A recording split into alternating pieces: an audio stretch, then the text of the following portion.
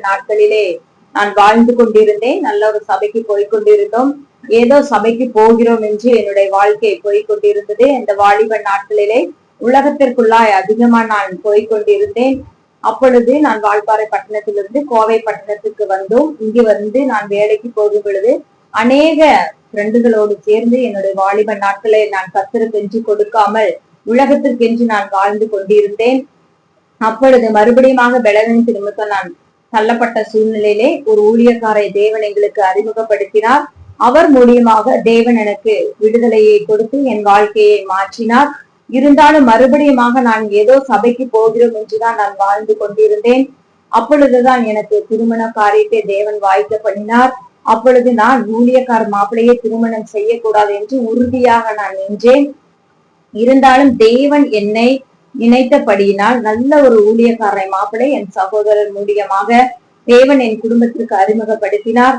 தேவன் நல்ல ஒரு ஊழியக்கார மாப்பிளையை நான் அதில் உறுதியாக இருந்தேன். நான் ஊழியக்கார மாப்பிளையை கல்யாணமே செய்யக்கூடாது என்று. ஏனென்றால் ஊழியக்கார மாப்பிளையை கல்யாணம் பண்ணினால் இப்பொழுதும் ஜெபம் வேத வாசிப்பு என்று இருக்கும். நான் உலக காரியங்களுக்குள்ள என்னால் போக முடியாது என்று நான் நினைத்தபடியினாலே வேண்டாம் என்று நான் உறுதியாக இருந்தேன். அப்பொழுது ஆவிக்குரிய என்னுடைய சகோதரர் நிமித்தம் நான் நல்ல ஒரு ஊழியக்கார மாப்பிள்ளையை தேவன் எனக்கு கொடுத்தார். அதற்காக கர்த்தருக்கு நான் நன்றி சொல்லுகிறேன். என்னுடைய திருமண வாழ்க்கை என் கணவன் வீட்டிற்கு நான் போனேன். என் கணவர் வீட்டில் எல்லாருமே ஊழியம் செய்கிறவர்களால் காணப்பட்டார்கள்.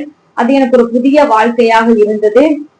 அப்பொழுது நான் திருமணமான சில நாட்களிலே தேவன் எனக்கு ஒரு கர்ப்பத்தின் கனியை ஆசீர்வதித்தார். ஊழியக்கார மாப்பிள்ளையை நான் திருமணம் செய்தும் கூட ஏதோ ஊழியம் செய்கிறோம் என்றுதான் என்னுடைய வாழ்க்கை போய்கொண்டிருந்தது. என் கணவர் ஊழியத்திற்கு போனாலும் நான் ஜெபம் செய்ய மாட்டேன். ஏனோ என்றுதான் நான் எதற்காக ஊழியம் செய்ய வேண்டும் என்று எனக்குள்ளாக ஒரு கேள்வி இருந்து கொண்டே இருந்தது. அப்பொழுது நான் திருமணமான சில நாட்களிலே தேவன் எனக்கு ஒரு கர்ப்பத்தின் கனியை ஆசீர்வதித்தார். அப்பொழுதும் கூட தான் அந்த கர்ப்பத்தின் கனி இருக்கும் பொழுது என் கணவன் தினமும் ஜெபிக்குமாறு குடும்ப ஜெபத்திலே இதுல அமர சொல்லும் பொழுது ஏனோ என்றுதான் நான் போய் அமர கொள்வேன். ஆண்டவரை பத்தி எனக்கு அதிகமாக தெரியாது. ஆவிக்குரிய வாழ்க்கை என்றாலே எனக்கு தெரியாதவளாய்த்தான் நான் இருந்தேன்.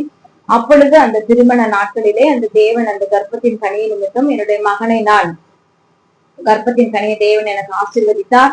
அப்பொழுது அந்த சூழ்நிலையிலே பிரசவ காலம் நேரிட்ட வேளையிலே ஹாஸ்பிட்டல்ல போய் அட்மிட் செய்யும் பொழுது அங்க டாக்டர்கள் என்னை பரிசோதித்த பின் சொன்னார்கள், என்னுடைய தாயாரிடத்திலே ஏதாவது ஒரு உயிரைத்தான் நாங்கள் காப்பாற்ற முடியும் என்று சொன்னார்கள்.